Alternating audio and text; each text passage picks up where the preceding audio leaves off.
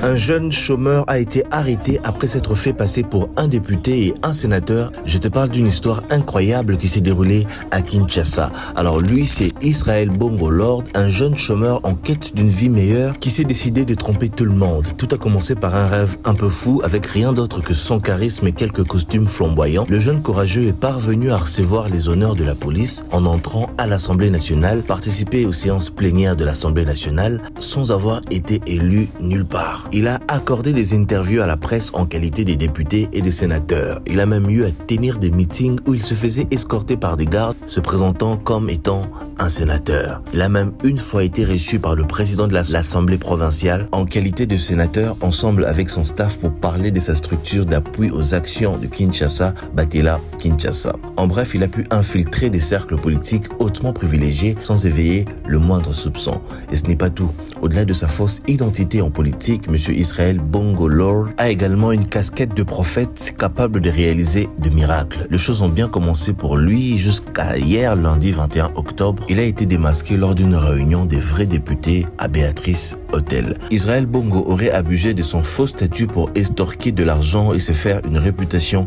publique. Il s'habillait toujours chic et fréquentait des endroits importants pour faire des photos afin de tromper la vigilance des vrais acteurs politiques et de la population, comme pour dire tout ce qui brille n'est pas de l'or. D'après le député Godin Poy, le faux député lui avait demandé une photo ce samedi et avec tous les 500 députés, c'est difficile de savoir qui l'est et qui ne l'est pas. La question qui persiste, c'est comment est-ce possible? Comment un seul homme a pu s'infiltrer pendant des mois avec une telle audace dans des institutions les plus importantes du pays? Avait-il de fétiches ou était-ce un génie de l'escroquerie ou simplement un homme désespéré avec beaucoup de culot à la recherche du bonheur? Seul l'avenir nous en dira plus. Israel Bongo Lord, un nom qui restera gravé dans les annales de la supercherie politique en RDC. Restez connectés car cette histoire est loin d'être terminée. Je vous tiendrai au courant de la suite. Abonne-toi, c'était Tonton D de l'informateur.